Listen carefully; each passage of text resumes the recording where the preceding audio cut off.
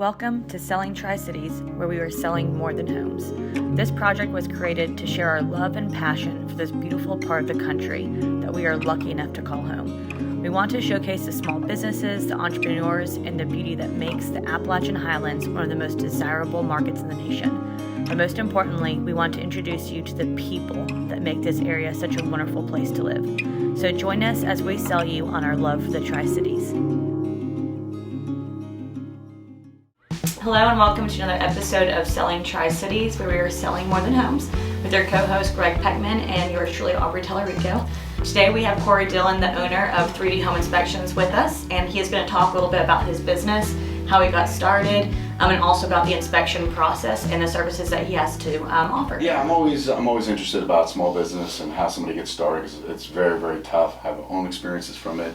I think we all do in this, right? Yeah. So it's just always good to hear your story. So at what point did you decide, hey, this is the pathway that I wanted to go? I was just looking for more out of life. You know, I was in construction. I was a pipe fitter and a welder for quite a few years, and things were kind of changing in my life. We were having our first child, and I was kind of on the road a little bit. I was ready to be home with my family. But I also kind of felt like I was working a dead-end job. So I was looking for a little more freedom. I wanted to work for myself. Yeah. And I just thought, what can I do? You know, I know a lot about construction. I know a lot about codes and things like that. So I thought about home inspections. We were in the middle of purchasing a home in Fall Branch, and we had our home inspection. And I thought, man, that would be a good thing for me to look into. So I did. I looked into it, and the more I studied about it, the more I really kind of fell in love with it. And one thing led to another. I did all my studies and took my national exam, and going on 5 years now. What was the hardest part about making that switch? Because, you know, having a schedule and clocking in, clocking out, it's a different story. You have to motivate yourself, right? It was a lot of self-motivation because we were transitioning from one home to another already. Yeah. My wife was pregnant. It sounds like when I It's a great time to switch from consistent income to building your business. Sounds very similar. Yeah, and I was working a full-time job, and so I remember nights where I would just lock myself downstairs and just study all night long, and then get right back up and go to work. Yeah. There was a lot of motivation, but you just gotta want the change, you know, and I really wanted it. I wanted something different in my life.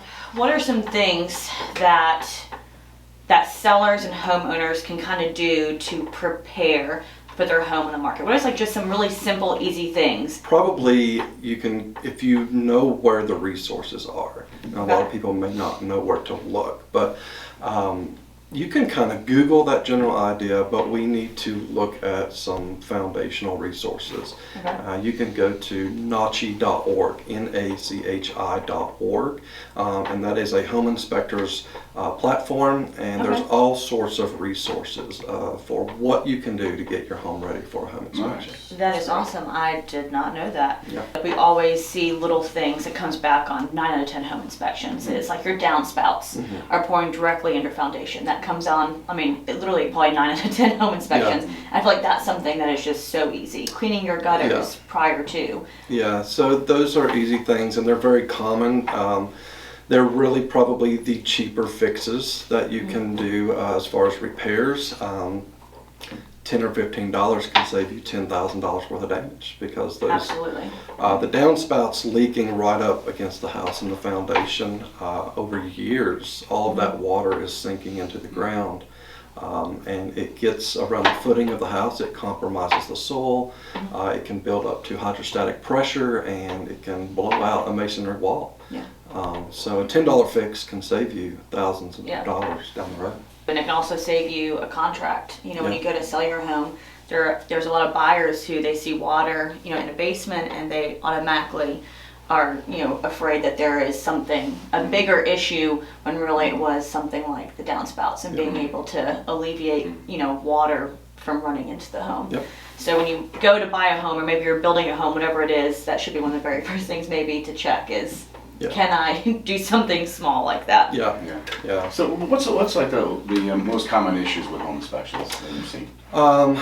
if it's an older type home, you would see GFCIs that are not present in bathrooms or the kitchen area. The downspout issue, you would have old garage doors that don't have the photo sensors, and those are safety issues, especially with the garage door. Those sensors tell the door when something has gone through, and it forces that door to roll back up. So if you have dogs, small animals, children, and those sensors aren't there, that garage door is not going to stop. Gotcha. So is there something that's common that shows up a lot where people kind of freak out about and it's not really a big deal, it's just going to be a simple fix? Because people see the report like, oh my goodness, it's a house. Yeah. People lived in it. It happens, Small cracking in the foundation walls. A lot of it is common due to the expansion and contraction of the material over years. It's common to have a little settlement in a home. You're going to have that, but it's nothing to panic about. Cracks have to meet a certain criteria before it's considered a major crack. So if there's some small cracking, things like that come back on the report, don't panic. Let's communicate and talk about what's really happening. Realtors and buyers, when they're going to view a home for the first time, they're going to do like a viewing and they're walking through the home, what are some things that they can personally look for and test, and before maybe going under contract, some things that they should keep their eye out for before going through everything, just to kind of minimize maybe a contract falling through or something? If you're walking around the exterior and you see some of that cracking, you can check out doors and windows to see if on the inside of the house you would see some cracking that kind of goes up diagonally in some areas around the top corners of doors and windows, and that would indicate that there could be some settlement around the house. But if you're walking through and you don't see anything like that sticks out to you, it really takes a little more in-depth analysis to find those hidden defects. What about like electrical boxes? Yeah, so electrical boxes. If you're in the kitchen or a bathroom, you're going to want to look for the outlets that have the little buttons on them. The GFCI? Those are GFCIs. In a lot of modern construction, newer houses, you might not see that as much because they're putting the GFCI breaker inside the panel. So it may look like a standard outlet and throw you off a little bit. So, yeah, I think we've seen that before too, that it's still not grounded, but they'll put a GFCI outlet, but it still necessarily isn't grounded, even though it's next to a water supply of some sort. We figure, because we're in the business, right, that, you should always get a home inspection. A lot of people don't know that, you know? Even on new construction. I had a client a couple of weeks ago was buying a new house. And I said, well, you getting a home inspection? And she goes, well, no, it's a new house. I said, well, you still need a home inspection, right? Yeah. So, brand new construction, it's really important to get a home inspection. Even though you think the contractor's done a great job, and everybody knows that they have to warrant their product for at least a year, right? So the inspection kind of covers maybe some smaller defects that they would need to repair before they hand it over to you. In new construction, you got brand new cabinets, and a lot of times you might not find that. You're looking at the overall house, but you're not going to look for smaller defects, maybe a small crack in a window, or the cabinet's been banged up, the countertop's chipped, things like that. But also with new construction, my inspection, you kind of have a platform to go by, and you can have the 1-year warranty inspection as well. Nice. So anything that comes up in that first year, if it's on the inspection, it's on the contractor to cover. Let's face it, not all builders are created the same, right? Yeah. And not all of them do the same job, or same type of work. So it's just so important to have somebody with a second set of eyes come in here. It's a big investment. You've been waiting for a long time. You're finally getting in, and then you find something, within 2 weeks that could have been found by you. It's very, very rare, but some people might want to have somebody specific go out and check before, like maybe drywall is up, and be able to make sure that type of stuff. Do you ever do any of that stuff? I don't. Those would be really considered like draw inspections. Okay. A lot of remodels or new builds. they want an inspector to go out and say, yeah, this is done, it's done correctly, before they make a draw. If you just want a second opinion, you can hire an inspector to kind of go through the process. You're just, you're paying the fee for the inspector to come out and make a report of what's found. They might find something as simple as strong tie brackets are not installed correctly, or there's not enough fasteners in a wall or on the deck or something like that. So you can catch that and take that back to the contractor. So I want to talk a little bit about you specifically. I know I personally have had a lot of my buyers and clients utilize your services before, and I think one of the things that I appreciate so much, my buyers really appreciate, especially first-time home buyers, but I mean really any buyers in general, is your communication after the fact. So after a report is sent out, there's so many buyers, most buyers are going to have a question about something, what maybe it is like a small cracking, or it is just something else in the report and they have questions about it. Is this serious? Is it not? How easy can this be fixed? Should I consult with a licensed professional? And I love that they can call you and ask you those questions, and you have a lot of knowledge to back that up and to walk them through, hey, yes, I noted this, but this is an easy solution. So, don't worry about it. Or, call this person because I think that they can go in and fix it relatively easily or cost effectively.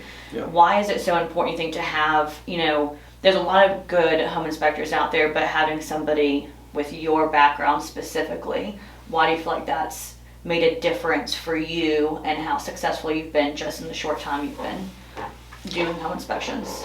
Yeah, so we've all seen that commercial from State Farm. I know a lot because I've seen a lot. An inspector that has a background in construction has seen has real world hands-on experience in construction, versus maybe somebody that doesn't really have experience, but they've met all of the state's requirement. But having somebody that has hands-on experience can communicate what's really going on. They didn't just tag something on the report and don't really know what's going on other than what they've read about it. Well, there's a picture on there for you, so I don't know what else to do. I took a picture, it's in the report. I'm not going to say just refer to the report. We don't want to just refer to the report. We want to communicate with our clients and make sure they understand what we're seeing and why we flagged it the way we did. Well, realtors, he has saved so many deals for me, I feel like, in the past 3 years that I have been able to work with him. So if you are a realtor, listing side or buying side, he is wonderful because he's done such a good job of communicating those resolutions to buyers, and it's just saved people from walking away. So you've been a lifesaver for me, so I appreciate it. What services do you provide? So I do the home inspection. We do radon testing. I can get a mold sample. I send that off to a lab. So the state likes to have a state certified laboratory read those results. And also I do install radon mitigation systems. So if you have a house that comes back with high radon, don't panic. We can get you. Once again, don't freak out. Don't panic. Let's talk it through. Everything is fixable. Yes. Everything is fixable. So if they can build a house from nothing, they can certainly fix it. So you can do radon testing so you're not just a home inspector. You can you're a one-stop shop. You've been able to do the home inspection, you can do the radon testing, and if it comes back high, you can also install the mitigation system. So you're not calling 100 different people and figuring out who did what. You're kind of like a one-stop shop when it comes to that. So let's talk about radon. Yes. Radon. Can people just die automatically from it? After a week of being in the home? Absolutely not. Radon is it's a radioactive scenario, right? So it's a breakdown of the soils in the earth. And a lot of times what we see is we have the machines coming in and they're breaking ground to build a house, right? And so that releases this gas. We have a lot of clay, we have a lot of limestone in this area where you might not see it along the coast or out west. You won't really see it much. But East Tennessee all the way up to Pennsylvania is a really hot area for radon. So we have to remember that radon is an inert gas, right? So You don't know you have it until you test for it. You're not going to walk into a house and say, hey, I smell it, I feel it. You can't see it. It's invisible. So you have to test for it to know that you have it. But we can do that for you. We can take care of it. But it's not something you're going to die from immediately. Yeah. Well, or smell it once it's done. You just fall over. That's it. So. And the majority of the mitigation systems you've installed have alleviated the problem. The majority of them can solve almost it. all of them that we bring down to a safe level. So what's the highest you ever had? 75, and that was in Kingsport, and that is the highest. It's not normal. No, it's definitely not normal. What 7 is 7 to considered 10. You can still buy in Kingsport, by the way. Yes, I'll let you know that. So.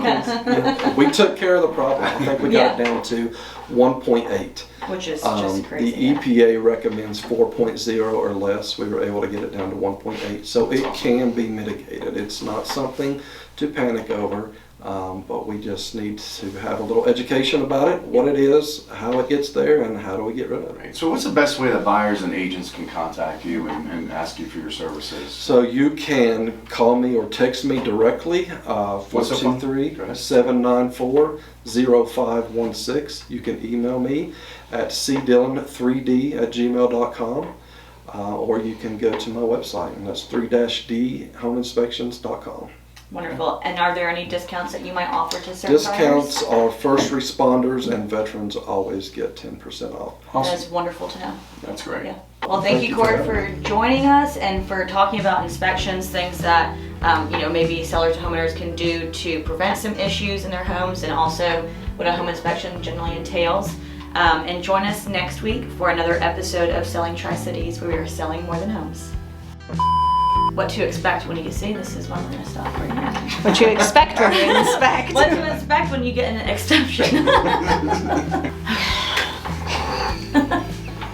This is always the most nerve-wracking part. Okay, get started, yeah. If you are a small business owner or an entrepreneur and would like your business highlighted, please call 423-741-2564 or email aubrey.tellerico85@gmail.com. We would love to showcase your business.